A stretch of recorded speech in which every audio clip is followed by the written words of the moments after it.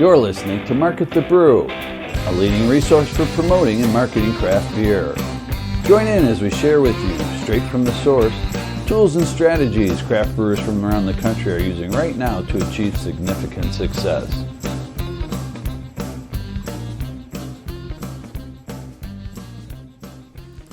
Join us in learning how this owner took an old Hallmark store and turned it into a small town brewery. Listen in to how Katie, with the help from her head brewer Jay, have dedicated themselves to growing the craft beer community in Creston, Iowa. Now grab your favorite beer, sit back, relax, and listen to Travis and Danielle talk with Katie from Hot Air Brewing. Good morning, Katie. How are you today? Good morning. I'm awesome. How are both of you? Good. We're excited to chat with you.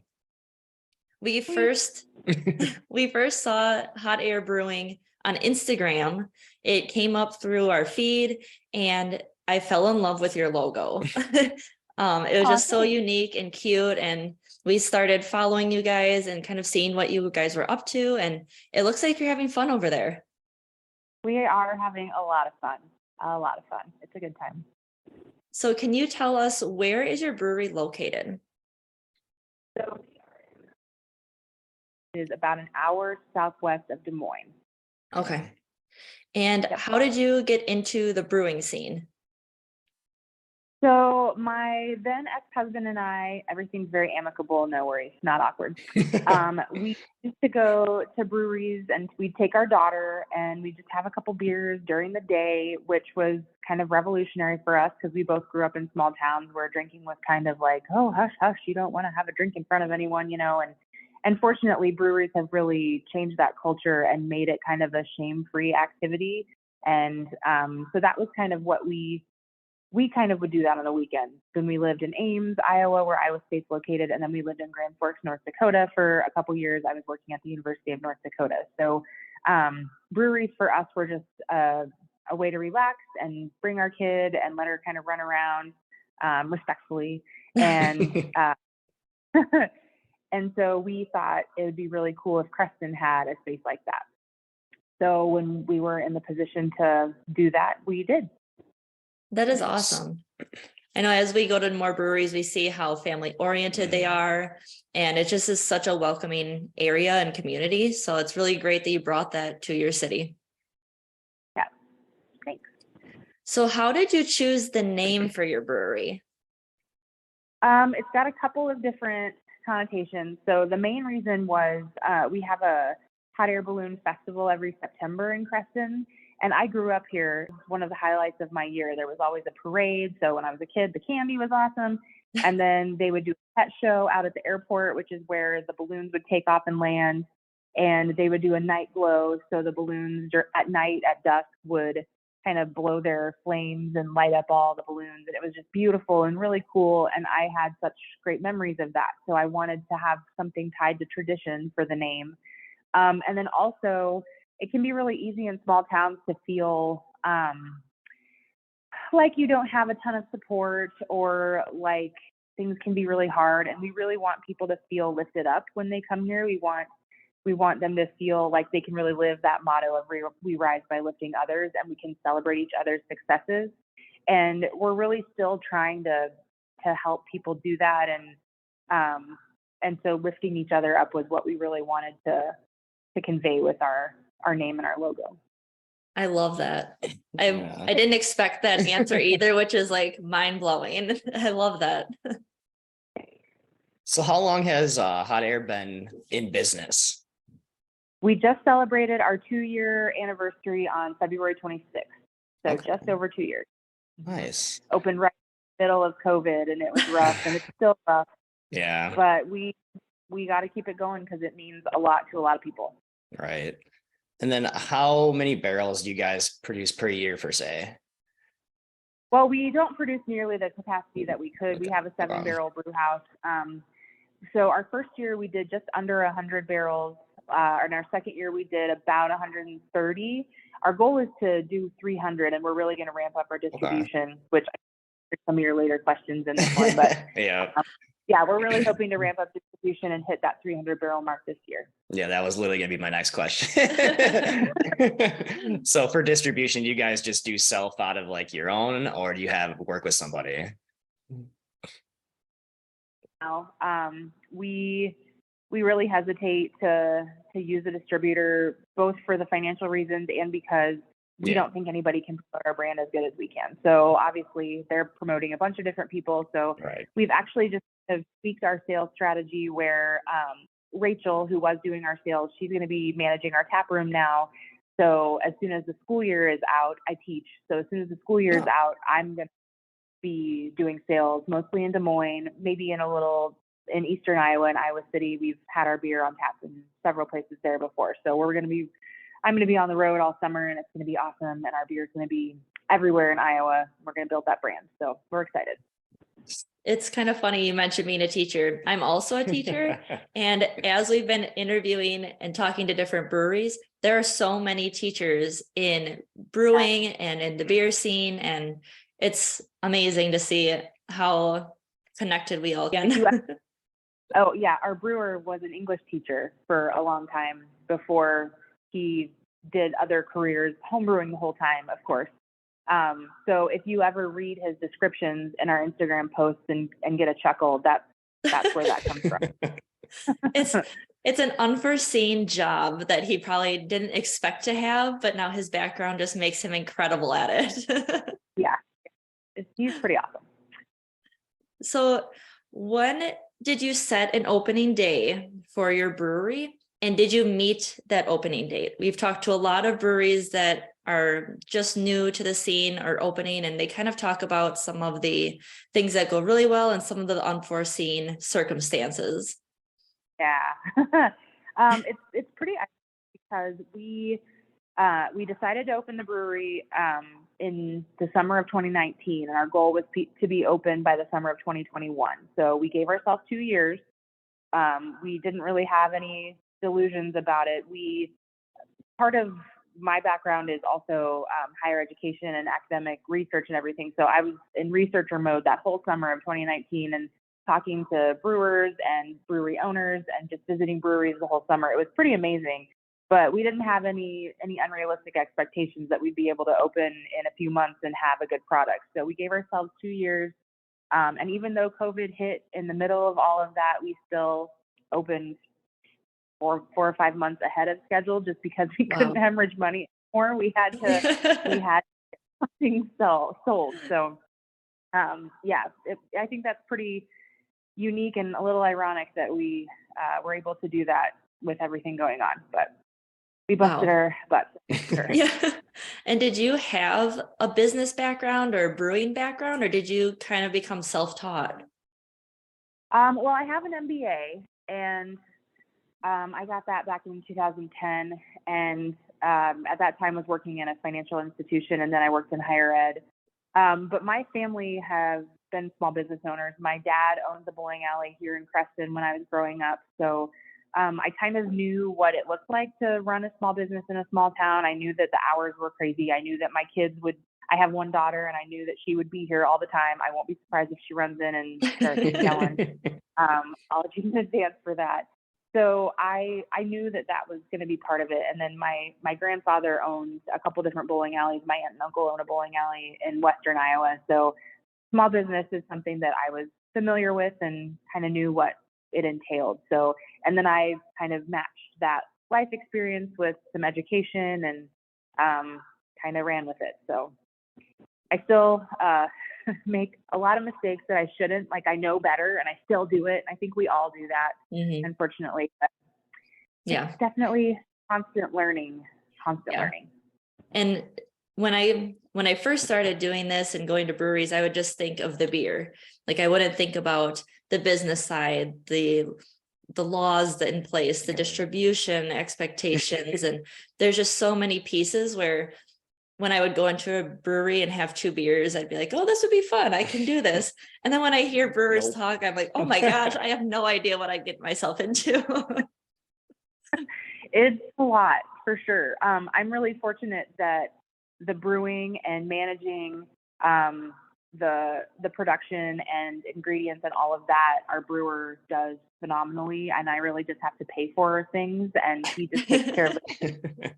He's super detail oriented and scientific, and he's got his brews planned out months in advance. And And I don't have to worry about any of that. So I really worry about marketing and social media and managing all the financials and working in the tap room a few times a week to stay energized and be able to talk to people and things like that. So I'm super lucky as an owner to have a brewer that I can trust completely and a tap room manager that I can trust completely, Yes. so that I can focus on the boring stuff like reporting the ABD and all that fun stuff, TTD, Yes. all that. Well, and how cool that you get to be in the brewery and get to see your guests, get to see your customers, get to see your community. How do you feel the community has really embraced Hot Air Brewing? Embraced it wholeheartedly. We knew that it would be a little bit of an uphill battle because we're in the thick of Busch Light country. And that's fine. I mean, it's a comfort beer for so many people, including my dad, my brothers, sometimes even me on a hot day in the summer in the garage. But Creston and many small towns are kind of slow to embrace change and slow to embrace new offerings and ideas and policies and progress. And so we knew that people who had been to breweries, which they run the gamut of age and gender and everything, would embrace us and would be here and would really love it. And we knew that hopefully we'd get more people in the door when they saw what an open and light and bright and family-friendly environment we have. And we're still working on some of that. I think people are still kind of hesitant to drink in the day and not feel that shame. And we're really trying to get away from that.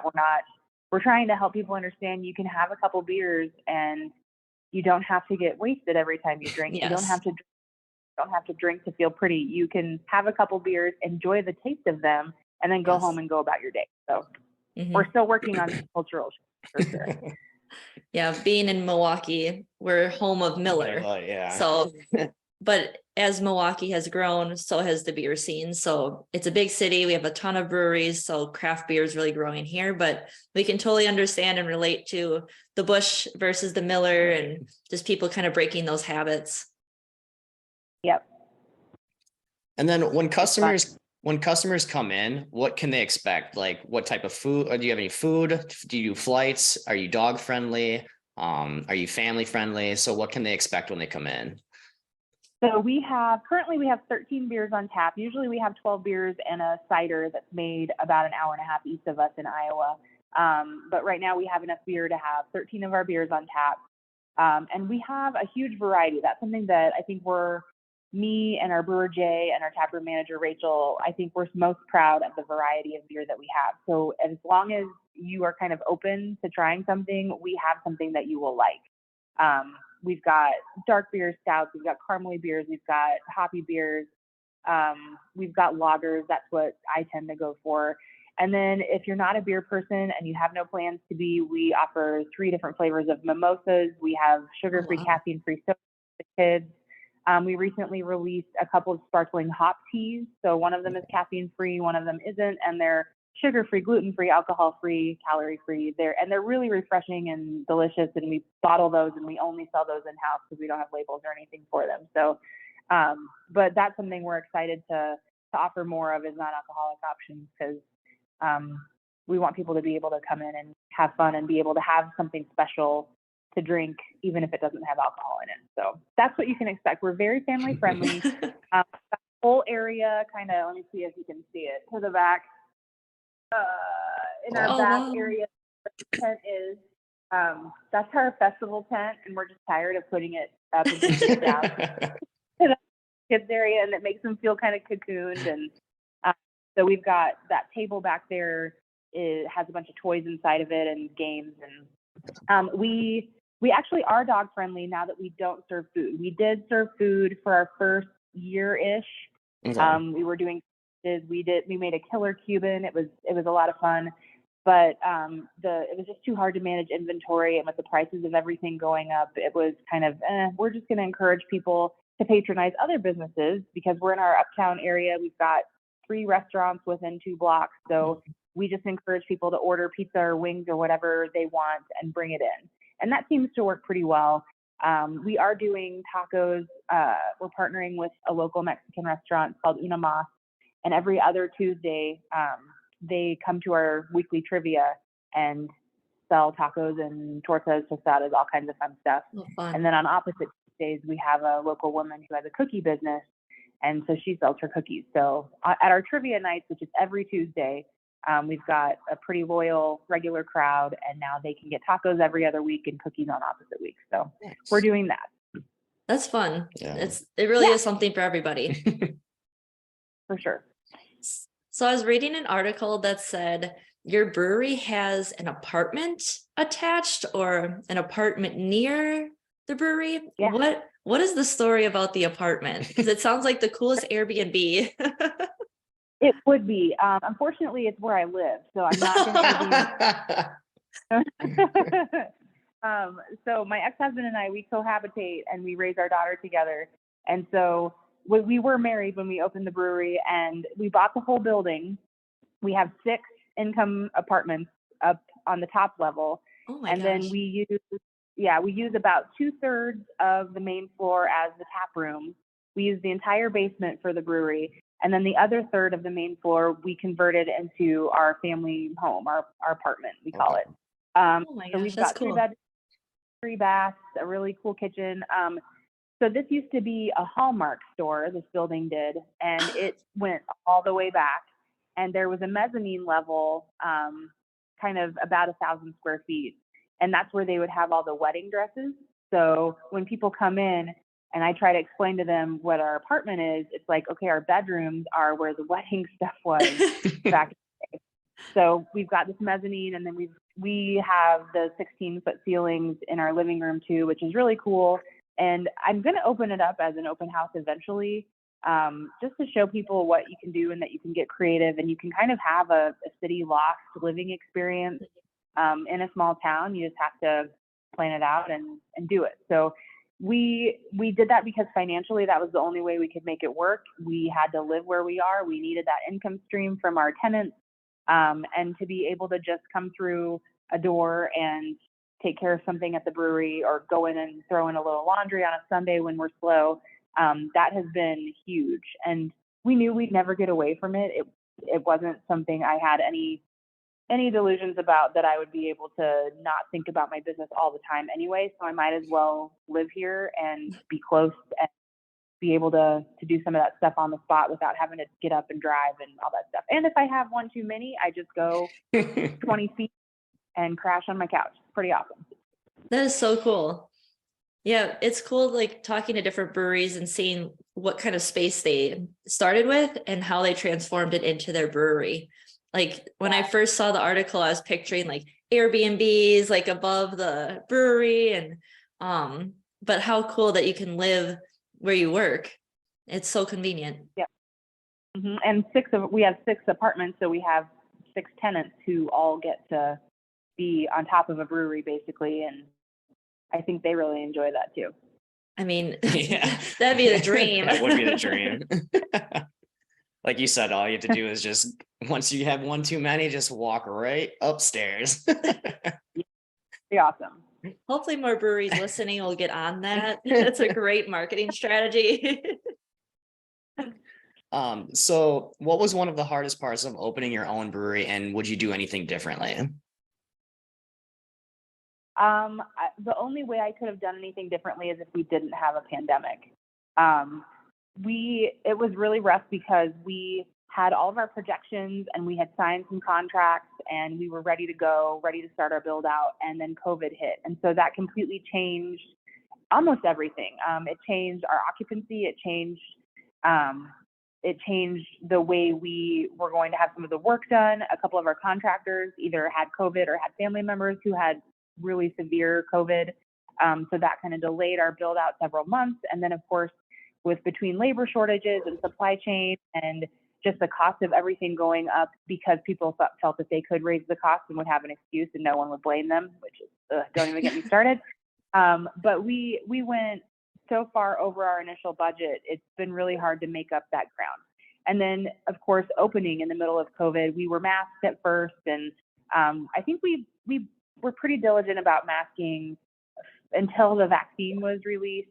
until most people were vaccinated, and then we were kind of more lax. But we always let people make their own decision because we were masking, so we were protecting ourselves anyway. So, but it was just hard because people still aren't back into the habit of leaving their house, and people can tend to be a little insular anyway. And then when you throw that 3 years of trying to stay away from people, it's been hard to get people back in the habit of, oh, what's going on in our community? What can we get out and do this weekend? Whether it's at the brewery or anywhere else that's having events, it's still, we're training our brains. So hopefully within the next couple of years, people get back into the swing of how do I be active in my community this weekend, and what's going on that I can go and have fun and experience something different. So yes, it's been rough for sure. Well, one of the things that really caught my eye on the Hot Air page and just through reading was your head brewer. He just seems like such a great time, and he has great energy. Who is Jay Wilson? You know what's funny? He jokingly told me to make sure I talked about how fabulous our head brewer is. Yes, I'll make sure to tell them how humble you are too. But Jay's a trip. So Jay, when I first had the idea for the brewery, Jay was working as the executive director of the Iowa Brewers Guild. And so that's the kind of central repository for brewery legislative lobbying and things like that in Iowa. Most states have a Brewers Guild. And so he was leading that. He was growing our Iowa Craft Beer Festival. That was something that he really just took and ran with when he became executive director. And so that festival exploded and is still a fantastic festival to go to in Des Moines. It's June 3rd, I believe, this year. So the first Saturday in June is this year. But he's had a little bit of a renaissance man. I'm going to try not to talk about too much because his head's going to get too big. Like I said, he was a high school English teacher for a while. He and his wife, Michelle, she's a yoga practitioner. She's a fabulous, lovely human. Also, he taught on a Navajo reservation in Arizona for many years. Wow. Then they moved to North Carolina, and they worked in a group home for youth who were trying to get their lives together. And then he started working in brewery sales. So I don't remember the name of the brewery in North Carolina that he was working for, but he was working in sales and helping them grow their distribution. And so that's some of the experience that he has. He's also an author. I think he's written 4 books. Wow. And the first one was Diary of a Part-Time Monk, which is kind of a play on Sherman Alexi's Diary of a Part-Time Indian book. But he brewed a Doppelbock with his friend Eric. It's called Illuminator. We have it on tap now. This was back in 2011. And so he decided he wanted to try to live like a monk during Lent. And for 46 days of Lent, all he consumed was his Doppelbock. So, yeah. Yeah. So then he wrote a book about it, and he was on NPR. And so a lot of times people who have been kind of in the beer scene or paid attention to craft beer for a while, when I say, oh yeah, he drank beer during Lent and was on NPR, they're like, oh my God, I heard that interview. And so it's cool to have that as part of our story. And so he hadn't brewed that for a while. And now then his friend, Eric Sorensen, who's a brewer and has his own brewery and restaurant called the Grange Public House in Mount Pleasant, a couple hours east of here. He was here in January, and they just had a great time brewing the Doppelbock and shooting the breeze.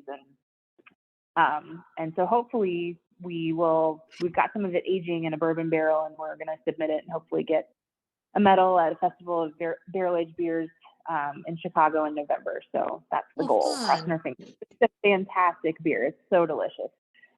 Well, and I feel like beer is always better too, and it has a cool story. I mean, that's incredible to hear how it started and how it's become part of your brewery now. How many years later? Like, right. What is it? Yeah, I mean, 12? Yeah, that's awesome though. So you mentioned the Iowa Craft Beer Festival. We've seen a lot of people in Iowa, different beer influencers at the festival, and it looks huge, and it looks like just a fun party. So you said Jay kind of began that festival. He kind of started that, or was part of it. I can't remember if he started it. I'm sure he'll correct me on Monday after I ask him. But I know he grew it exponentially. I think he either started it or it was in its infancy when he started taking it over, and it's just exploded. And I think they had over 80 different breweries there last year, and I know they've had more than that in the past, and a couple of breweries have closed in the state due to COVID or production or whatever. But it is such a good time, and it's at Waterworks Park, which is a grassy area, and there's a live music venue there, and it's right by the river, and the breeze coming off the river can be really nice. It can also flood, which has happened a couple times, but not in the past couple years. But it's just a really cool event, and they do a VIP session for the first hour. VIP tickets are already sold out, and so people come in, and sometimes breweries will have a special VIP release that they release at noon, and then other things they release throughout the day. And it's just a really cool way to try numerous beers from so many different breweries and listen to live music and have a good time. Highly recommend. That does sound like a good time. Yeah. And you said we might have to put it on the list. So you said the VIP tickets already sold out. Will the general admission also sell out too? Like, is it a pretty big event?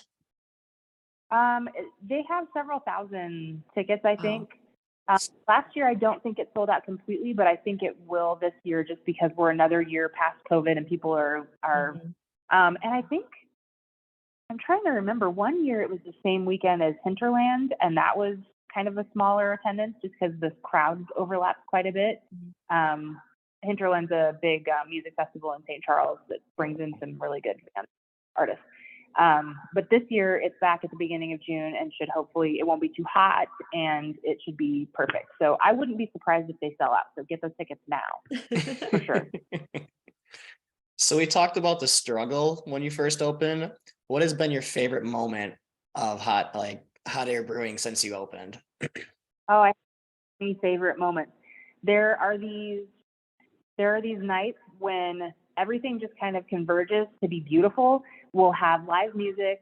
We'll have people who are trying new beers and liking them. We'll have Busch Light drinkers who discover they love an oatmeal stout, and it just makes me so happy because it's a safe way for people to try something new and still kind of feel like they can risk something without anything bad happening. And it sounds obvious, it's just beer, but it's surprising how people get really connected to the beer that they drink, even if it's their comfort beer, it's their Busch Light, it's their PBR, and it can be hard for people to step outside of that. So when people come in and they try a few of our beers and they end up loving it and then craving it and coming back and it's their regular beer, it's just so magical. And when you pair that with either our trivia or live music or an event that we hold out on the street, it's just been really, really cool. And I've met so many new people in the past 2 years. I have so many more dear friends, and it's been really, really awesome. Do you guys have any events coming up that you want the listeners to know about? Of course, we always have events. So April is full of events. April 1st, we have Swords in the Streets. So our friend Dan, he lives about 10 miles east of here. He works in Des Moines, and he is part of this group called the Band of Iron Lions. And he came into the brewery one night and was talking to us about it. And it's like super intense, amazing, educated LARPers. So they live action role play, but they use real weapons. They get SEAL certified. They have authentic armor. They create these personas for themselves. So Dan's persona is Sir Daniel Lestrange, and I think he's a French. And then we've got Scottish Knights and German Knights, and they all are trying to be authentic to the time period that their persona comes from. So we block our street off for this event, and they put up their yurt where they put on their armor or their padding or whatever they're putting on, depending on their persona. And then they've got their racks of weapons here, and we're going to have a food truck, and it's just going to be crazy. It's going to be awesome. So that's happening April 1st from 1 o'clock to 6 o'clock. And then we have open mic night that night also. And then April 15th, we have our Hot Air Spring Ball. So I don't know if Rocky Mountain oysters are a big thing in Wisconsin, but in Iowa, we really like to eat fried testicles. Super fun. So we hit up our local veterinarians and take a big bag of balls off of their hands, and we have our spring ball. So we eat Rocky Mountain oysters, other food, and it's super fun. So hopefully the weather's for that. That's April 15th. And then April 23rd, we are having our drag brunch and bingo. Iowa Drag Brunch comes here, and they cater a brunch, and they have 3 performers who alternate between musical performances and calling bingo. And every performance is different because you know how drag queens just make jokes on the spot based on their audience. It's so much fun. So that's our first drag show of the year. We will have a couple more throughout the year. They're 21 plus, so no kids are being harmed in the making of these drag shows. Seriously.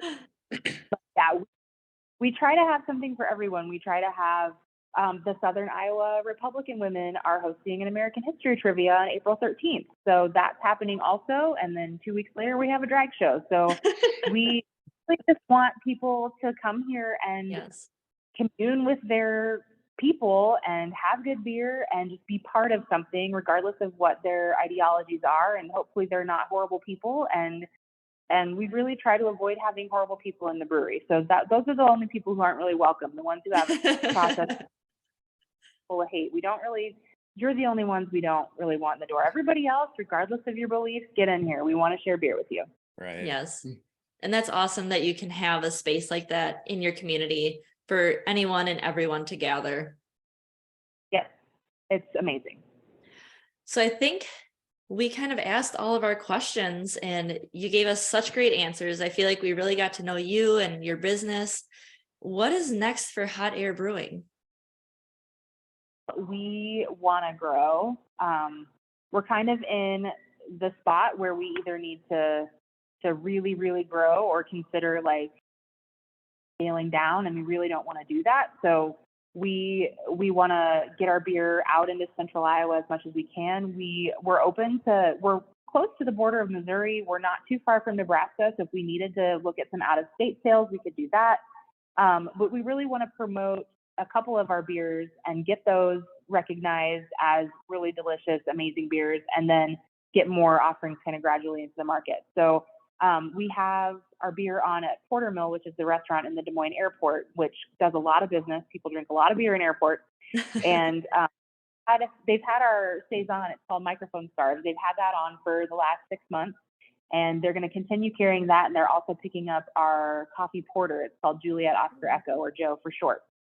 So we're going to really start promoting Joe, and then also our Pilsner. It's called Canary in a Coal Mine. It's super refreshing, really crisp. It's our staff beer. We love it, and we think it'll do really well in markets outside of Creston where people can appreciate an amazing German Pilsner. So we're going to focus on those 2 beers, get those as saturated into the market as we can, just to get our name out there and become well known for having really good beer, because we do. Jay's an amazing brewer. He's been brewing for 25 years. He's really he's a certified beer judge, and just really knows flavor profiles and how to alter beer to make it better.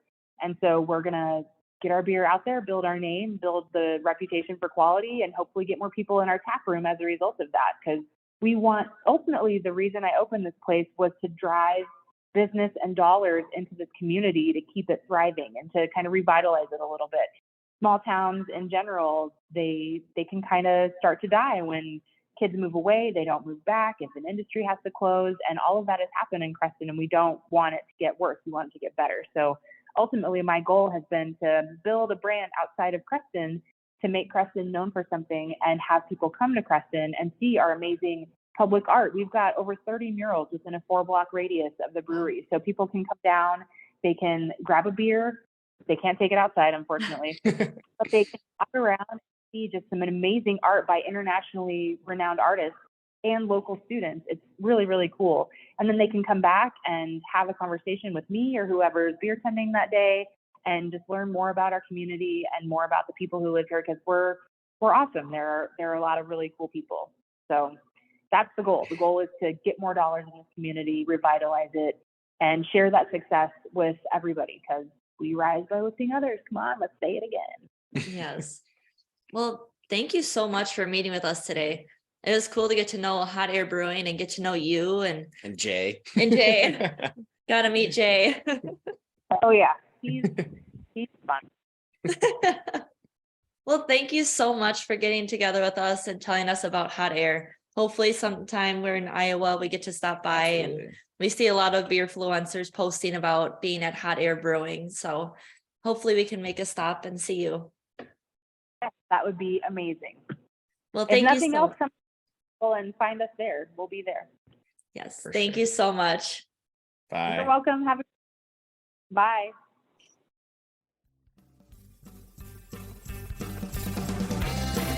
We've reached the end of this episode, but there's plenty more to keep you busy. For online source materials and proven case studies delivered right to your inbox, sign up for our mailing list by visiting marketthebrew.com. We'll see you next time on Market the Brew.